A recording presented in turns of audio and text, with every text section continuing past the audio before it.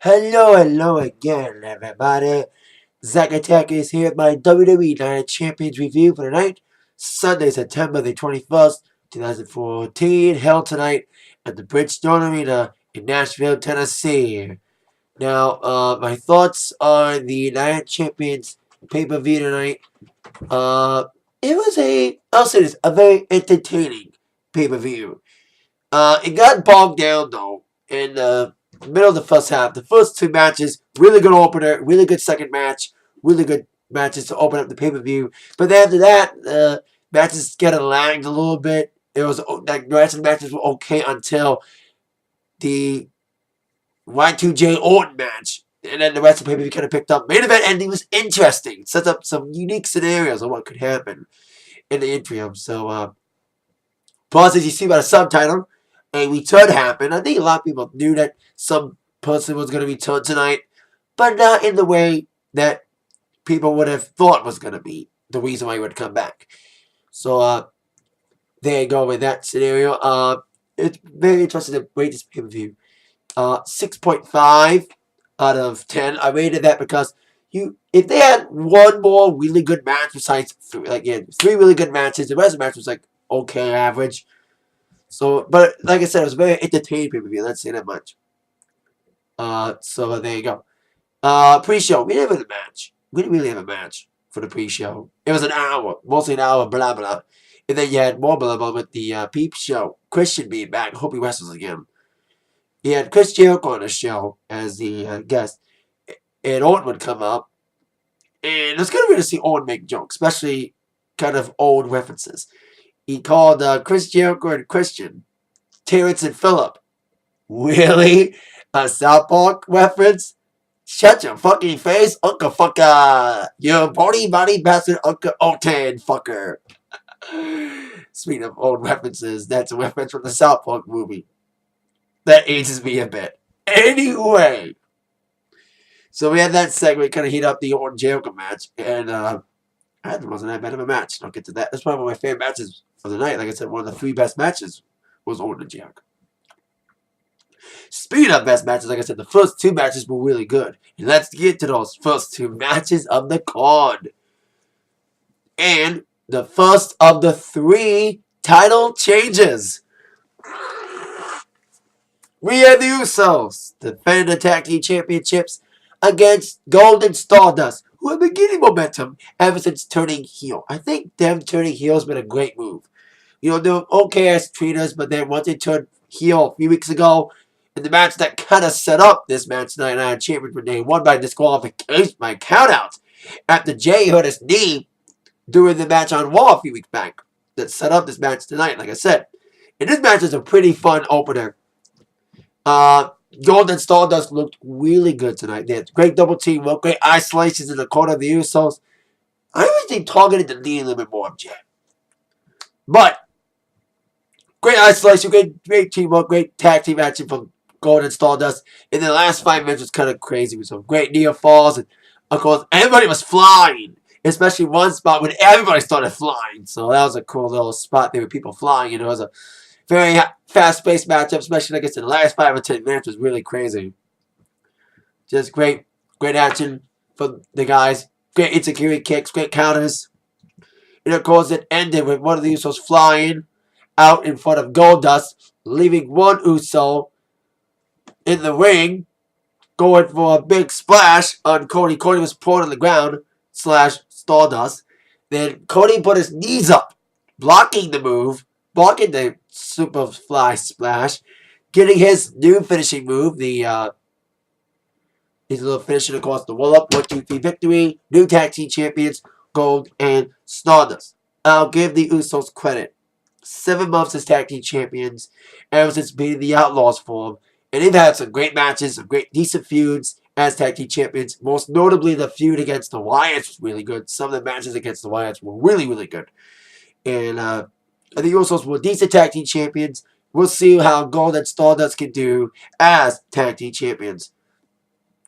3.2 for this matchup. One of my favorite matches of the night. I can't really pick which one of the three could be my favorite. I think this could be it. Next to the second match of the night for the United States Championship. Cesaro taking on Sheamus. I think I said 3.2 for that tag team match. That's what ready. Cesaro looked really. Speaking of looking good tonight, Cesaro looked awesome tonight. These two guys just put on a fucking fight. These guys just brawled with each other. It's just it was not much wrestling match. Well, you had Cesaro had the closest thing to any wrestling moves, but it was just a fight. It was just a brawl between these two guys, and these guys were just nailing each other tooth and nail. And Cesaro needs to get another big push from him. You know what I mean? Especially the way the match ended tonight. And he delivered some nasty ass kicks himself. Sheamus has that big kick, but Cesaro's got the nasty kicks too. Big uppercut move, and Cesaro just looked dominant over Sheamus. Like, he looked really good. It had very, very close calls to become the United States champion again. But Sheamus looked decent too in the matchup, delivering, of course, his big moves. I love the fact though that Sheamus did his 10 beats in the boundary, then Cesaro counted it. It was like great counters for both guys because they face each other in the summer. I think this match is better than any of the matches in the summer. They had a match at what was the June pay-per-view? Oh, Payback. I think it was better than a Payback match. Way better than a Payback match. Really more exciting. And the ending was kind of interesting. Seeing Sheamus going for the bull kick once, and then seeing Cesaro duck out of it. And then Cesaro kept nailing Sheamus with big kicks, and Sheamus was like, "Come at me, boy!" And he got nailed with another kick in the corner. It got nailed in the corner until the referee broke up Cesaro. And as the referee took Cesaro off from Sheamus, Sheamus got back up. Bang! Bull kick. 1, 2, 3 victory for Sheamus, retaining his United States Championship. Now, as much as I was sad to see Sheamus win over Cesaro, I think Cesaro deserves better than to win the United States Championship again. Because U.S. Championship's kind of a makeshift title. Kind of a forgotten title. Not as forgotten as the IC Championship, but maybe more forgotten. Because it takes a minute to see who's the champion. I would rate this match I think the tag team title match, I'll rate it a 3.3. I'll rate the Sheamus Cesaro match a 3.2. Very close. Like I said, there's some advanced matches in the night. It was a great action, just great brawling between these two guys. They delivered a good, decent match in summer, but I think this is better than a match in the summertime. Like I said, better than a match at the Payback pay-per-view. Very more exciting. Cesaro looks dominant again tonight. He could be Mr. Pay-per-view because he looked really good against Sheamus tonight. Really good. And the crowd was into it too. Decent crowd in Nashville tonight. I've been in that arena, Bridgestone Arena, very nice arena. So decent crowd in Nashville tonight, especially during that match. So then after that match, maybe if you kind of went down a little bit, the matches weren't as good as the first two to Orton and Jericho. And it started with the Intercontinental Championship match. The second out of our 3 title changes. Miz against Dolph Ziggler. Speaking of fucking people up and people who don't deserve to get their butts whipped, Dolph Ziggler. Man, he won the title at SummerSlam and lost it within a month. That's fucking bullshit. And the way it ended was kind of like interesting. You had Florida Georgia Line. Now, we're in Nashville, of course. Country capital of the world. And Florida Georgia Line show up. Now, they're fans of the show. They performed on the wall before, a few months back. They're going to be on the Tribute for the Troops special in December. They announced it on the commentary tonight. And also, they delivered message to Hogan. But it was kind of weird. They got kind of involved in the matchup. Speaking of getting involved, I knew the standards would get involved. Of course, R-Ziggler and, of course, Damien Mizdow, who, if you've been watching my regular viewer of either my pay-per-view reviews or my Raw reviews, my regular viewers will know that I've been not too happy about, speaking of guys who have been mad about getting the butts demoted, see with Damien Sandow getting demoted. And, I think he's embracing this Miz stand-in character. He even got into Florida Georgia Line's face and got shoved. And then he got ran to the back by R-Ziggler, making it one-on-one for just a little bit. Now, one match, I think they had a one match right after Battleground. Because the feud started at Battleground when Ziggler got screwed out of the Battle Royal when Miz won the IC Championship. And then Ziggler won at SummerSlam, like I mentioned. And then the ending was kind of like weird. Like, match was decent, some decent action for both these guys. The War match is still my favorite match of theirs. The one when the night after Battleground they had a War match. And they had a really good match on War. It wasn't as good as a War match still. But still, it was an okay little match between these two guys. And Ziggler looked really good and really looking to retain the title. But then Sandow came from the back, distracted Ziggler enough for Miz to get the wall up with the tights in the victory for Miz, regaining his IC championship. Kind of pissed that Ziggler lost the championship again, man. Come on, man. He only held the title for a month. And he lost to Miz tonight. Really? Really? Really, WWE. But hey, Miz is getting over with the Hollywood gimmick. You know, and plus they probably wanted to be champ again in time for the movie to come out. The movie in form. Enough time for them to promote it, to see it go from theaters straight to the $5 bin in Walmart. Anyway, 2.5. Because the interferences kind of bogged the match, especially with the standards getting involved, and even Florida and Georgia getting involved. As much fun as that was seeing them get involved, it's kind of interesting. Because I'm a disc jockey. You know, it hits my DJ shirt. So, it was kind of weird to see him there and cool at the same time. At least they didn't perform. Anyway, 2.5. And like I said, this is when the pay-per-view went down a little bit. Until Orton and Jericho. But it did brought back up a little bit with our next scheduled contest that never happened. We were supposed to see tonight Seth Rollins against Roman Reigns. In kind of a strange turn of events, we saw this match on Raw Monday night with Roman Reigns getting the victory. And I was like, it's kind of weird to see this match that was supposed to take place in Night of Champions happen on Raw because it was a clean finish. Well, like I said, a strange twist of fate. The match never happened because I think in retrospect, even though it was a last minute thing, I think WWE was happy the match took place before Night of Champions. At least the match happened before Night of Champions because the match never happened at Night of Champions because Roman Reigns went to the hospital for emergency hernia surgery. I thought it was storyline at first until I saw the surgery photos of him in the hospital. So it was a real thing. And Roman Reigns' momentum is going to go down a bit, you know, from this injury. Kind of an ill-timed surgery. You know, ill-timed injury for Mr. Reigns. Because he was getting momentum. You know, he was probably going to get a big push probably in a few months. But he may get it. But it depends on how long he's out for. Maybe he's saying maybe 2 or 3 months. So we'll see how long Reigns is out for. So best wishes to you, Roman Reigns. Now, of course, as you see by my little subtitle, somebody returned tonight. Because I thought maybe someone will return tonight because when he was done with his movie before Night of Champions. But after Reigns got injured yesterday and was out of the pay-per-view, the rumors about him coming back amplified tenfold.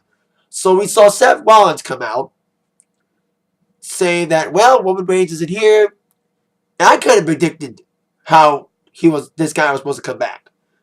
I'm referring to Ambrose coming back tonight for the first time since after SummerSlam. So I predicted this. That Rollins was going to come out, have the referee raise his hand to say he won by forfeit, and then Ambrose would come out and interfere and attack Rollins. Well, it kind of happened that way, but different.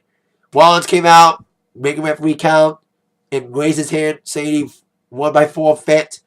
But then he's like, I'm accepting an open challenge from anybody in the back.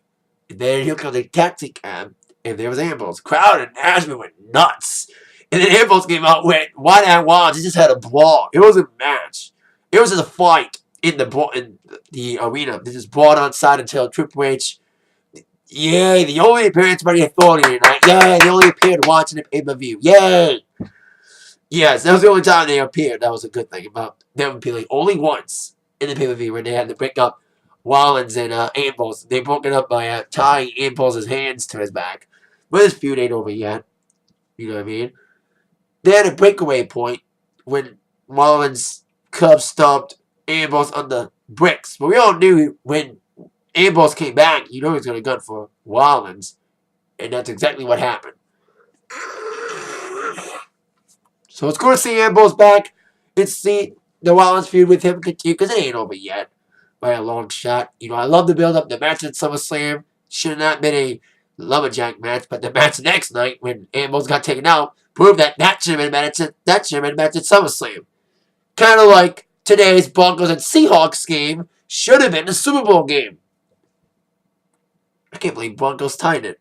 Side note. Anyway, at least they tied it. At least the Broncos Seahawks game wasn't a beatdown like at Super Bowl. At least Broncos showed some fight this time in Seattle.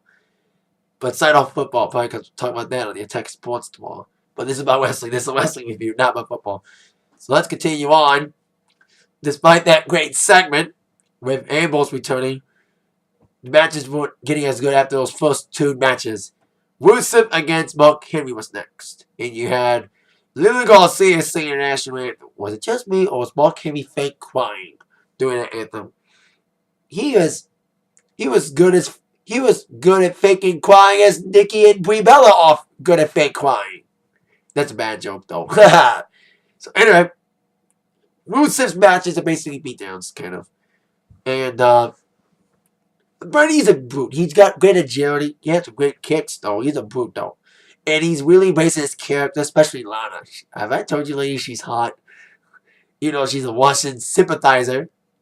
I'll say that much. She's a Washington sympathizer character. She's playing that role. She's not really Washington. Sorry to spoil that for everybody, but she's not really Washington. She nails the accent, though. But Rusev I think Mark Henry looked decent, too, in his matchup. Because if anyone could beat Rusev's undefeated streak, it could be Mark Henry. Because he's the world's strongest man. He's looked really good in the feud. He once strongest slammed Rusev a few weeks ago. He once strongest slammed him again tonight. But his back was hurting him after he got whammed back first into the wing post by Rusev. And that was kind of like the turning point. After that, Mark Henry was never the same. Despite that world's strongest slam, he never really got time to capitalize because of the impact on his back that he took from the slam against the post. Then Rusev nailed some big kicks. He had the accolade once. And then he nailed the accolade again. And Mark Henry was tapping. And Rusev's still undefeated. It is kind of a weird situation. If Mark Henry can't beat Rusev, if he can't give Rusev his first loss, who can beat him? Could be Big Show's turn. You know, Big Show is Mark Henry's tag team partner. So we could see a Big Show Rusev feud. But here's a good question. If Big Show can't beat Rusev, if Big Show ends up feuding with Rusev, and if Rusev doesn't lose to Big Show, who's going to beat Rusev? You know what I mean? And here's the other question. Playing a little devil's advocate here. When Rusev, if and when Rusev loses, come on, Rusev has to lose. It's just tough to see who's he going to lose to.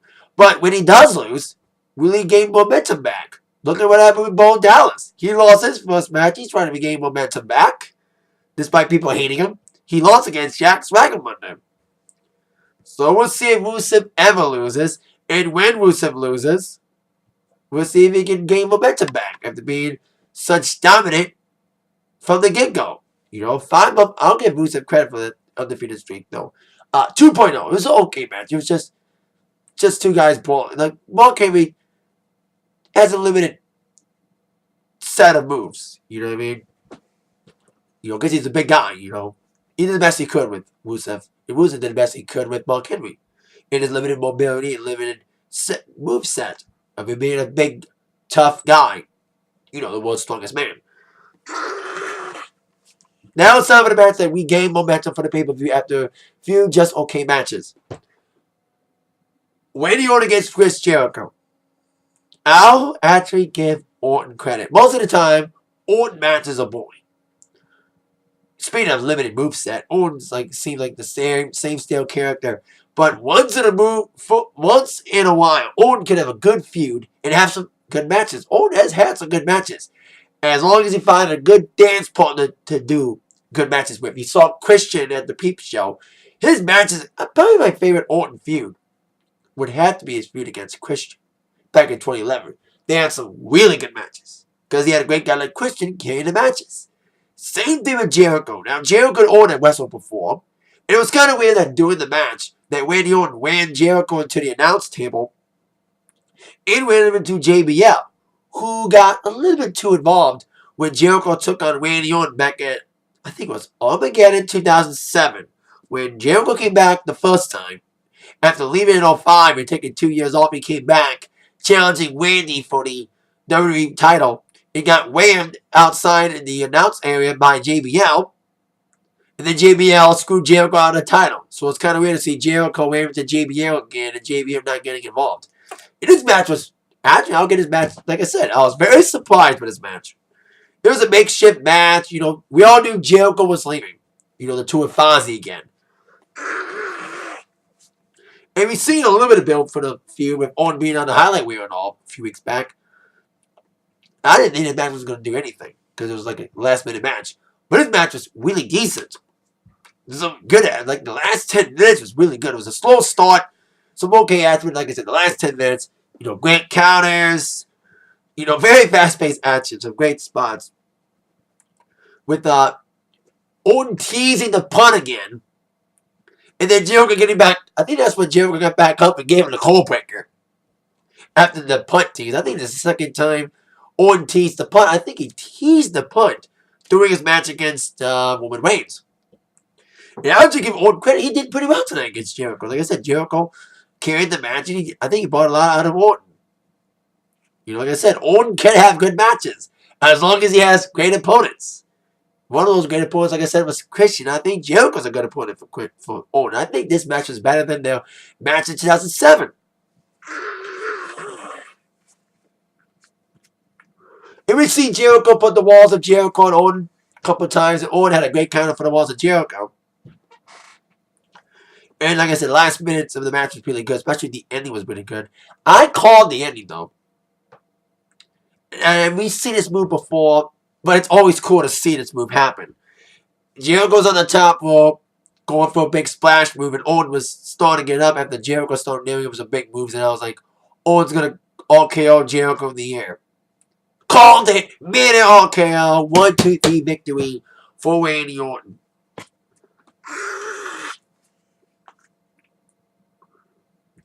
I think Jericho's his current stint, it was not one of his best stints. You know what I mean? His feud against Bray Wyatt could have been better. It turned out to be a pointless feud. Although the steel cage match is pretty good. But this match against Orton was pretty good tonight. And this could be Jericho's last one. And if Jericho does leave and does never come back, he's had a good one in the company. So there you go. In the long one. 3.3. For this, I think I'll give it the same rating as, I think I gave the tag team title match a 3.3. I gave Sheamus and Cesaro 3.2. I'll give Orton and Jericho also 3.3. Like I said, 3 best matches of the night for me. U.S. title match, IC tag title match, and of course, Orton and Jericho. I was very surprised by it. And Orton did pretty decently. I wish Orton would like that every night. And O'Connor was pretty decent in it too. So decent action from Orton and Jericho. Very surprised and very good. And they told a story. They're great storytellers. And that's what it is. They told a great story. It was a great, decent match from these two guys. Now on to the Divas title match. The final match of the title changes. AJ taking on Paige against Nikki Bella. Why was Nikki Bella even in this match? Nikki Bella was an afterthought in the match. She was okay in it, but it's like she just didn't belong. It should have been one-on-one AJ and Paige. Because these two have had a very interesting feud ever since AJ came back from a honeymoon back in June. So, see these two playing mind games with the whole frenemy thing. So, why put Nikki Bella involved in it? I think I predicted on my wall they should have just double teamed Nikki and just let me one-on-one. But Nikki got a time in. You know, but it was an okay Divas contest, especially following a great technical match like Jericho and Orton. Was like very technical and very athletic matchup between Orton and Jericho. Like I said, very surprising. That was a surprise of the night. Because we all knew Ambrose may have come back. But Jericho and Orton surprised me. About how good it was going to be. Because I didn't think it was going to be that good. So, we would see Nikki get a set of moves in, and Paige and AJ had a little time to fight one-on-one. I thought we were going to see interference. This was a no DQ match after all. Triple threat matches are typically no DQ matches. We didn't see Brie Bella get involved to continue her feud against Nikki. The only good reason why Nikki would be champion is because we're seeing the proper Nikki Brie Bella feud. But I think that feud will happen. I think Brie will finally find enough to really be aggressive against her sister. I've been saying that my Raw reviews that Nikki and Brie will finally fight as long as Brie finds enough to finally have the nerve to beat up her sister. Kind of like what happened with Taker and Kane. Yes, they're only storyline brothers, but same thing. Taker took a lot of time to finally find enough to beat up Kane. That's what's going to happen with Nikki and Brie at some point. Brie's going to find the courage to beat up Nikki physically. So then Nikki had a move set in, and then Paige tossed Nikki out of the way. Nikki was in the Black Widow at one point. And speaking of Black Widow, Paige was being put at Black Widow as well. Now, we've seen Paige counter her way out of the Black Widow twice to beat AJ for the Divas Championship, especially at SummerSlam. But this time, Paige wasn't so lucky getting the counter. She couldn't find a counter this time for the Black Widow. She ended up capping. As AJ will retain the Divas Championship tonight, or regain the Divas Championship tonight. It was kind of weird to see Paige and Dolph Ziggler, who won the championships at SummerSlam, lose their titles in a month by the people they lost to, or the people they beat for the title at SummerSlam. Dolph Ziggler beat Miz for the title at SummerSlam. Miz beat Dolph tonight to regain the title. Same with Paige and AJ. Paige beat AJ at SummerSlam, and AJ beat Paige at the Night of Champions. But the only good thing about seeing Paige and AJ and seeing AJ win again, both women have beaten the other twice for the Divas Championship. Paige beat AJ the night after WrestleMania. AJ beat Paige the night after Payback. Oh, the night after Money in the Bank. Paige beat AJ at SummerSlam. AJ beat Paige tonight. So both these two are two apiece victories against each other. And the feud continues. We've seen a feud develop. And I know this will never fucking happen in a million years. But wouldn't it be interesting to see Paige and AJ in a Hell in a Cell match? Because Hell in a Cell's next month.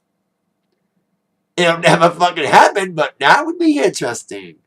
We've only seen one other women's match in the Steel Cage match. That was Lita, who's one of AJ's idols, against Victoria at One Roulette 2003. It was Steel Cage, but still. That would be interesting, Paige and AJ in Hell in a Cell. It would never happen because it's TVPG, but still. 2.5, match is okay. But it should have been one-on-one.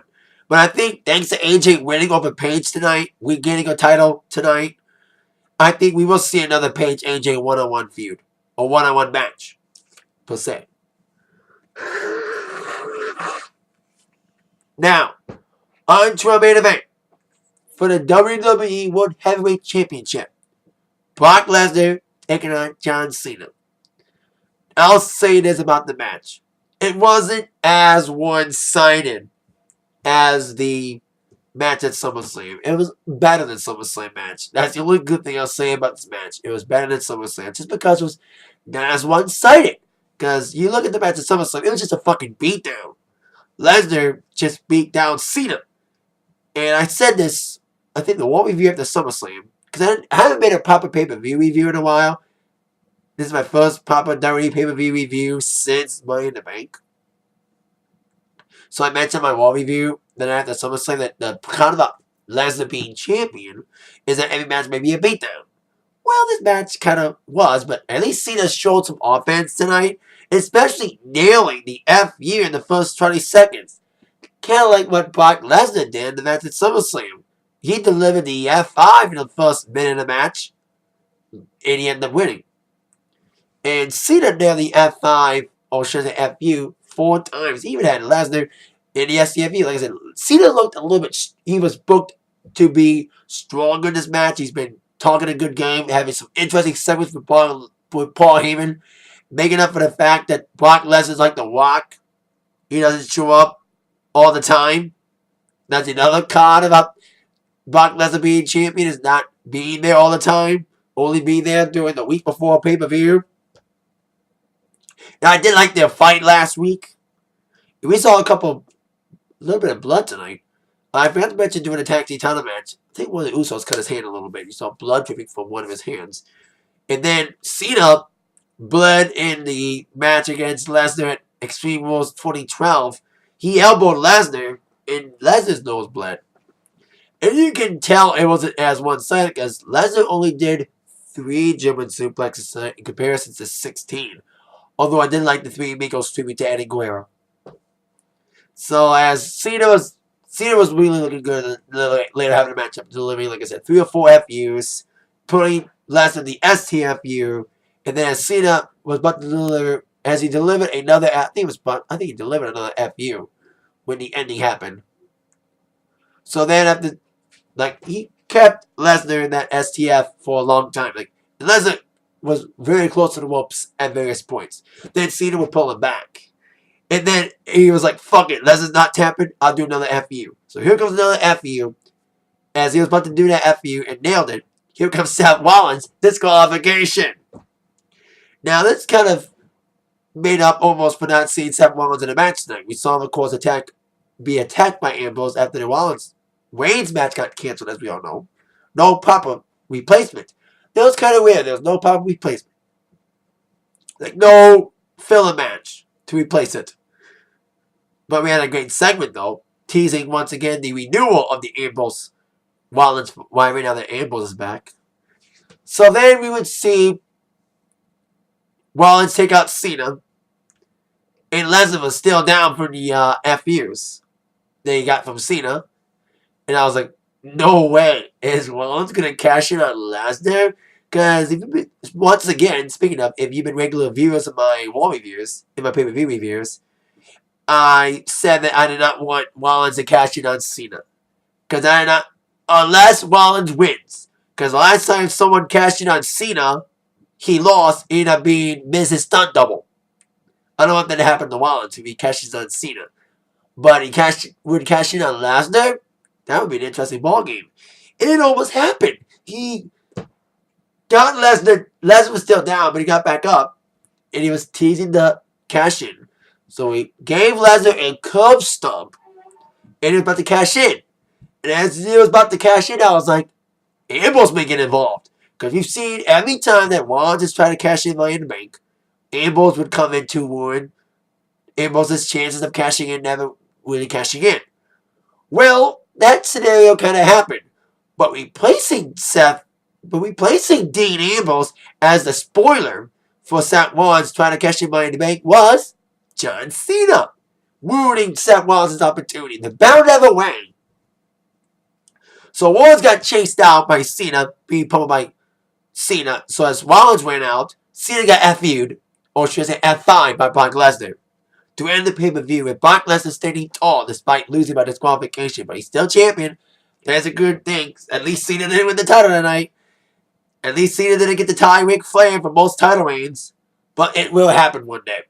Cena will tie Ric Flair. I don't like the scenario happening. I don't like the possibility of that happening.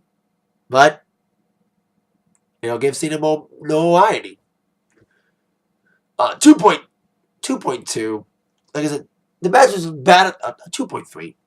The match is better than SummerSlam. Main event scenario. Eddie was kind of the only screwy ending of the night. But it adds up to more scenarios. Like, what if Rollins could face Lesnar and cash in on Lesnar and win? And this is also start a Cena-Rollins feud. But I don't think that feud should happen soon because Rollins and Ambrose needs a proper finish. The feud's still going on. So I think the feud's still going to continue. But Cena could stick his nose in, especially after getting kind of inadvertently screwed by Rollins' interference. Rollins did get involved, but in the end, it kind of screwed Cena out of the title. But it was a good thing. Because we didn't want Cena to win the title. We didn't want Super Cena to be champ again. But I'd rather have a guy, I talk bad about Cena, but I'd rather have a guy who's there every week be champion. Sorry, Lesnar, but you're not there every week. But at least Paul Heyman's been making up for it by delivering some great promos with Cena lately.